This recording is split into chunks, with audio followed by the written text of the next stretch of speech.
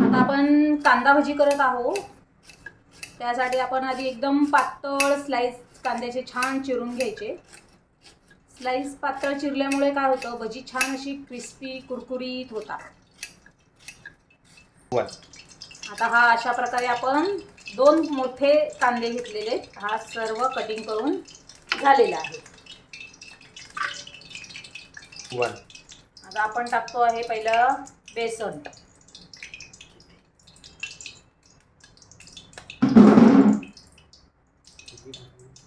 बेसन एक कांदा किती चिरला आहे ना तुम्ही, 2 चमचे, त्या अंदाजाने बेसन, थोडं धना पावडर स्वादानुसार, थोडीशी हळद, धना पावडर, आणि माझ्याकडे बघा ही रेडीमेड केलेली एक मिरचीची पेस्ट आहे.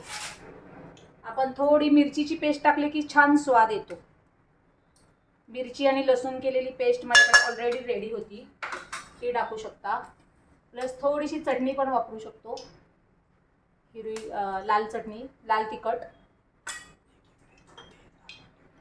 तोपर्यंत आपलं तेल तापतंय.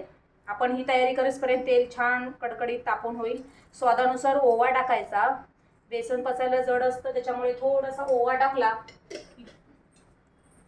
तुम्हाला भजी खाल्ल्याचं गिल्ट येणार नाही. 2 ते 4. आणि स्वादानुसार मीठ. हे झालं मीठ. आता आपण हे सर्व जिन्नस कालून घेऊया.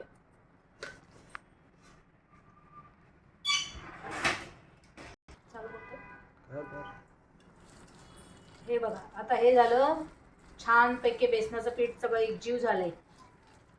मीठ, मिरची, हळद सगळं व्यवस्थित एकजीव. आता आपण भजी सोडूया तेलामध्ये.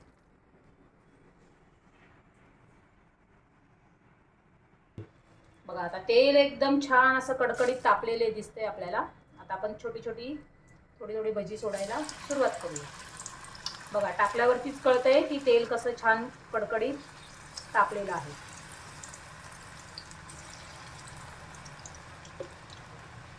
तेल तापले. आता भजी सोडसपर्यंत गॅस थोडा स्लो करूया, म्हणजे आपली भजी करपणार नाही आणि आतून पण व्यवस्थित छान हे होईल, भाजली जाईल.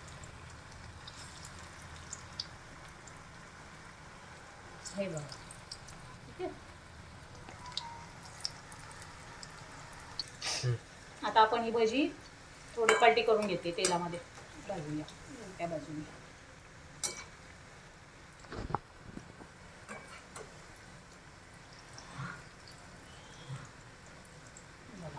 हे आपले रेडी आहेत.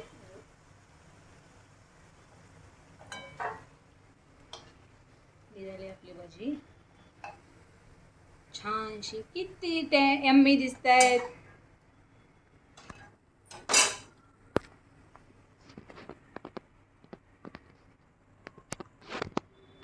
अशीच राहिलेल्या पिठाची सुद्धा भजी करून घ्यायची.